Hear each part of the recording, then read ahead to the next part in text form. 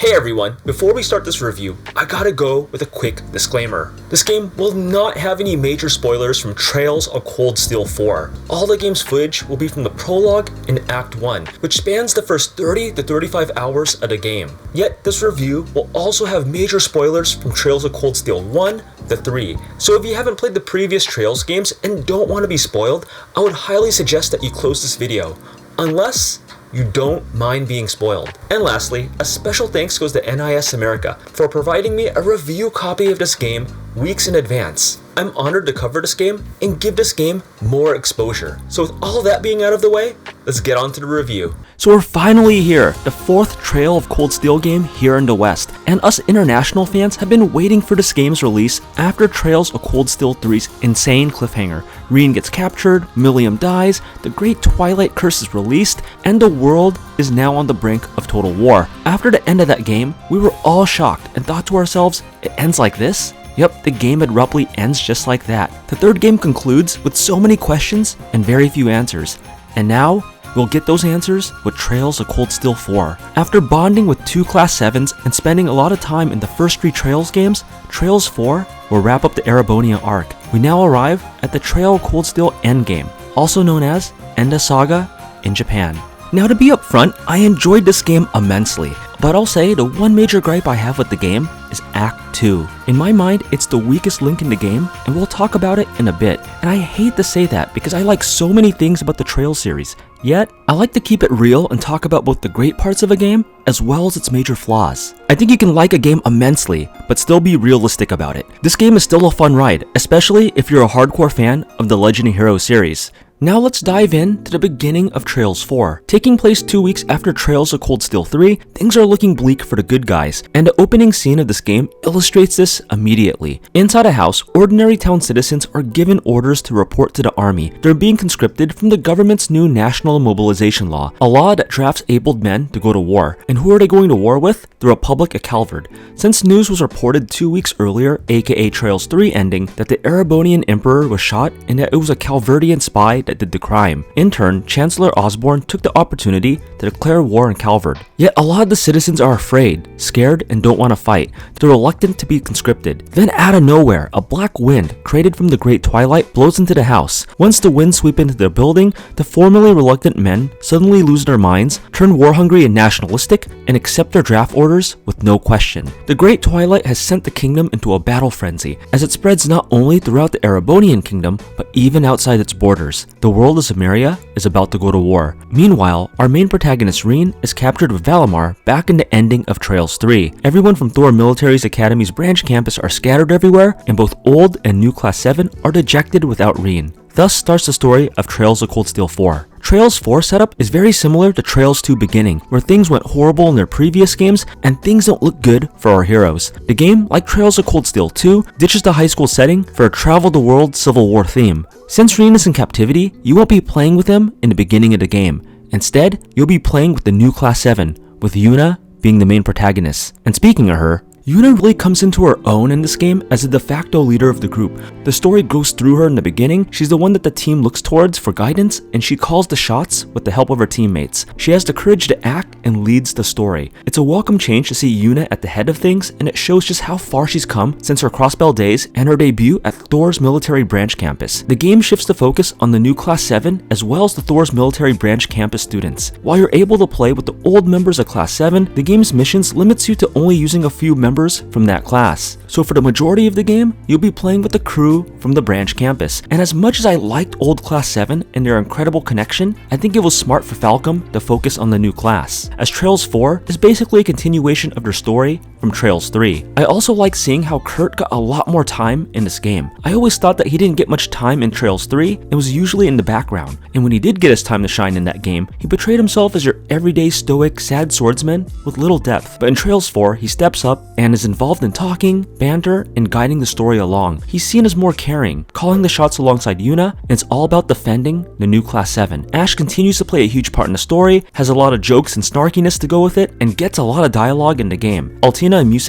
also have their fair share of talking, banter, and great moments throughout the game. Putting the focus on the new Class 7, as well as going with Yuna as the main character, was a smart decision and something I enjoyed while playing. The game also benefits from having no Rean in the first section of the game, as it gives everyone else their time to shine. For much of the Trails games, it was the Rean show, and he casted a rather large shadow over much of the new Class 7, but not having Rean shows just how much new Class 7, as well as the old Class 7, become stronger and not just rely on him. They can grow on their own, while also finding why they're all inspired by their instructor, and coming up with a plan on how to rescue him later. Aiding new Class 7 as their mentor is Randy, one of the instructors at the branch campus, and one of the SSS members from Crossbell. But don't worry, if you're a Rean fan, you'll see a lot more of them in the later parts of the game, but not right away. Let's move on to the game's story structure. The game's 3 acts, which takes about 100 hours to complete. The acts are a tale of the good and bad parts of the game. First, let's start with the good. The first and third acts of the game flow quite well and were a blast to play. The story's focus was tight, there was little to no fluff, and it was great to visit some of the new locations. If the entire game was written like how the first and third acts were, I would have almost no complaints about the game's writing, because by the end of the first act, I was really digging the game thus far. Then, the second act came around and it soured me. It just wasn't as enjoyable and actually a drag to play. There was a lot of fluff during this part, and it felt more like busy work than actually moving the story. I asked myself a lot during Act 2's missions, is this really necessary? As I found myself doing quests to get my harem back or get the entire extended party back. There's a lot of boss fights during Act 2 where they basically say, it's time to see what you're really made of, as their sole reason for fighting you, which comes off as a bit too anime cliche, even for me. This act is also around where the game's cast balloons to over 20, which we'll talk about in the next section. I would even argue that if you cut out a large portion of Act 2, or at least streamlined it, it would have made the story a lot cleaner and flow much better. Thankfully, the third act had a lot better pacing and was relevant to the main story once again. Now, let's move on to the game's huge cast. Trails 4's immense party size is both a blessing and a curse. As mentioned earlier, towards the mid-game, you'll have over 20 playable characters, and by the end game, I believe there's 39 characters. From the old Class 7 to the new Class 7, to familiar faces from the Trails of Sky cast, to the Trails of Zero's SSS crew, to other recurring characters and newcomers, Trails 4's size cast explodes fast, making us reminiscent of the Marvel Cinematic Universe film Avengers Endgame. And while that might be good from a fan standpoint, from a story standpoint, as well as a gameplay perspective, the game feels bloated. I was conflicted whether this was a good or bad thing, since it was great to see the recurring characters from previous games meet with the other groups and work together. I did like how the cast split off into smaller groups to do missions, encouraging the player to use all the party members and to keep them leveled up. And there's always a new party member to learn about. Yet sharing the spotlight with more than 30 characters and making them all relevant and important is rough for any JRPG, even one that spans 100 hours. Certain characters got a lot more attention, while others were pretty much left as extras. This in turn killed the focus of having a tight-knit smaller group, since, well, having 30 characters makes it impossible to build a deep bond with each of the characters. Not to mention, the game rushes to cram in as much plot into the game, seeing as it's the Erebonia endgame, leading to even less time with many of the game's cast. Having all the new characters come together from the entire Legend of Heroes franchise also leads to another big obstacle for newcomers. The previous Legend of Heroes games are must-play. While many Legend of Heroes fans swear by having newcomers start from the first game, Trails of the Sky, and working their way through the series, I always thought that wasn't necessary, that the Trails games alone did a decent job of keeping you up to speed. And the Trails games were touted by Falcom as a great starting point for newcomers to get into the series without playing the previous games. But not any longer. After playing Cold Steel 4, I now think that newcomers have to play the older games that cover the Liberl and Crossbell arcs, or at the very least, read up on the characters, events, and watch a ton of YouTube videos on these games, because without playing the games or doing some deep research, Trails only players won't understand what's going on. Trails 4 has no qualms about introducing characters from previous games, dropping backstory, and assuming you already know. Legend of Heroes fans that will get excited seeing the SSS, and Liberl favorites Joshua and Estelle Bright will merely get a meh or who's that from the Trails only players. Falcom is banking on players first coming in the Trails of Cold Steel, then going back and playing the rest of the games to catch up. The upcoming Hajimari no Kiseki, which was released in Japan this year, will also expect Trails only players to go back and play the previous games, since the series is continuous. If you liked Trails 3, this game is largely the same, with some new changes and additions. For each Trails game's end save data from Cold Steel 1 to 3, you'll get an additional bonus when you first start the game. And this reward system is great, as it speeds up the beginning portions of the story when your characters are under level, as well as helps immensely when playing the game on harder difficulty levels, as it helped me during Nightmare mode. The addictive card game Vantage Masters also returns with new cards and a new hard mode with more rewards. Although when I did play the hard mode, there wasn't anything more difficult about it. It's kinda weird. You can also now play poker and other casino games in Raquel, and you can also play the Pom Pom Party minigame. The mech battles with Panzer Soldats also return, as many of the major boss battles go to the pattern of fighting me face to face in party mode, followed by can you now defeat me in my Soldat? And the best quality of life feature, known as high speed mode, is back. I personally like the returning changes as well as new additions to Trails 4. Now that we went through some of the more minor returning features and new additions, here's a few of the major gameplay changes.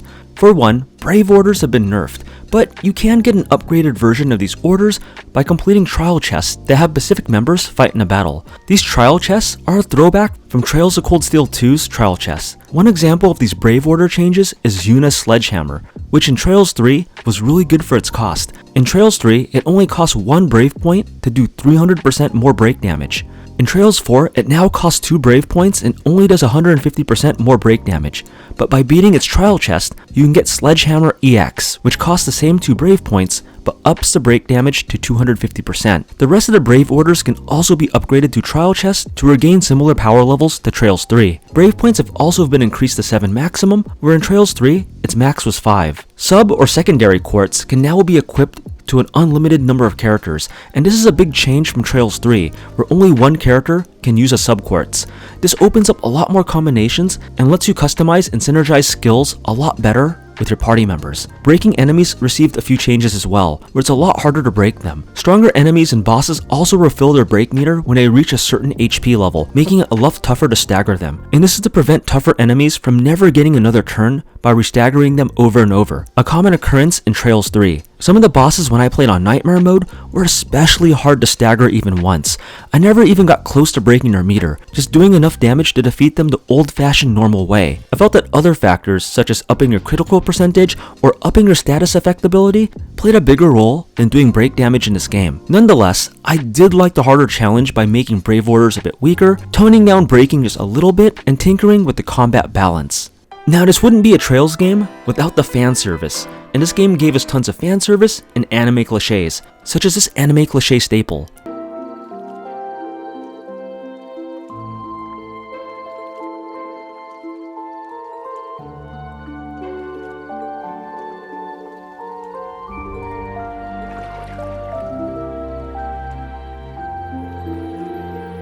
Or this joke. If you're big on fan service, Falcom has you covered. They ham it pretty big in this game, and you'll be constantly chasing harems during this journey. I argued in the past that Trails of Cold Steel game is an anime game, but it doesn't rely on anime tropes as much. Yet Trails 4 goes back against my statement and leans heavily into those tropes, quite hard. And for me, while I do like anime and expected its clichés here and there in this game, I think they pushed it a little too much in this game. Now it's time to break down what this game did so well as what it didn't do so well. When playing the game, I can tell right away that Falcom made this game for the fans. It's a love letter to them. They sure weren't lazy in developing this game, and in many ways, the game shines. Falcom's heart was in the right place, in creating an ambitious story and truly caring about the franchise. Trails of Cold Steel 4 continues to have great world building and excellent characters, and the chemistry between the huge cast is great. The fan service of seeing recurring characters from previous Legend of Heroes games was an awesome experience, and when you see everyone coming together and working as one for a common goal, it's incredibly satisfying to see and brings back great memories of the earlier games. The music is great and really captures the mood of the game. While I found the soundtrack in Trails of Cold Steel 3 good, Trails 4 did one-up it and had a lot more memorable melodies. Some of the music in this game are bangers. Bonding points also have a nice touch in the game as they emphasize romance a bit more, and the special scenes that you earn are a nice touch. The graphics in this game aren't too bad for a JRPG, though it could be a bit better being on the PlayStation 4, yet some of the scenery in this game does stand out and looks quite beautiful. The combat is fun, and I like how this game gave you many options in beefing up your characters. The game's balance is also better, as powerful attacks and upgrades aren't just given to you right away. And to add to the challenge to the game, there's also disorders that major bosses will do, which not only cancels your orders, but debuffs your entire party, and adds a new layer of difficulty, which I welcome. And again, I'm always going to mention this, but the high speed mode is a godsend that I wish were in more JRPGs. Now where the game falls short. Let's start with the writing. As mentioned earlier, the game has a lot of unnecessary padding and fluff to its later story, especially Act 2.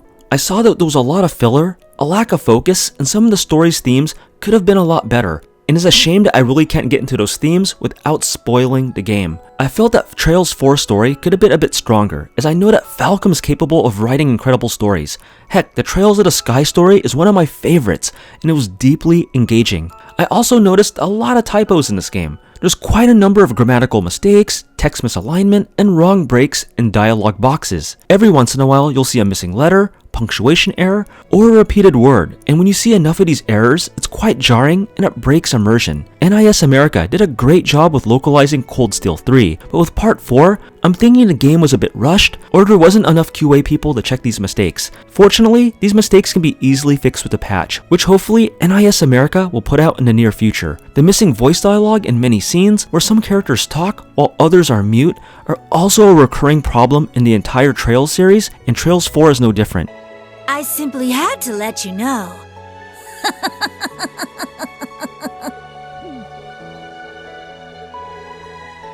I think what they could have done instead to avoid this problem is to have scenes with all text or scenes with all voices, rather than have one or two characters have voice lines while the rest of them just being written in text. I enjoyed Trails of Cold Steel 4 immensely, and as a fan of the series, it was awesome to see both the Liberl as well as the crossbell cast in the game. The fan service made this game very enjoyable to play, and I respect any company, such as Falcom, putting their love into the series. The game is a great farewell to the series and a solid conclusion to the Erebonia arc. I'm hoping that Falcom and NIS America can learn what they did well in Trails 4, as well as polishing up the next game, Hajimari no Kiseki, in the future. Another positive from Trails 4 is that the series got a lot more exposure. The series has exploded within the international JRPG community in just the last year. Overall, I was satisfied with the ending as well as true ending of the game, as this game actually has two endings. Many of the plot points wrapped up, and I thought it was a fitting end to the Erebonia arc and Rean's story. So thank you guys for watching this video. I really liked the game despite its flaws, but again, I do like to point out any of the major flaws a game has, and you know, it did have some. So what do you guys think about this video? Did you guys play Trails of Cold Steel 4 yet? And if you did play the game, did you agree with my assessment? I'd like to know your take in the comments below. And until next time, I'll see you in the next video. Take it easy, everyone.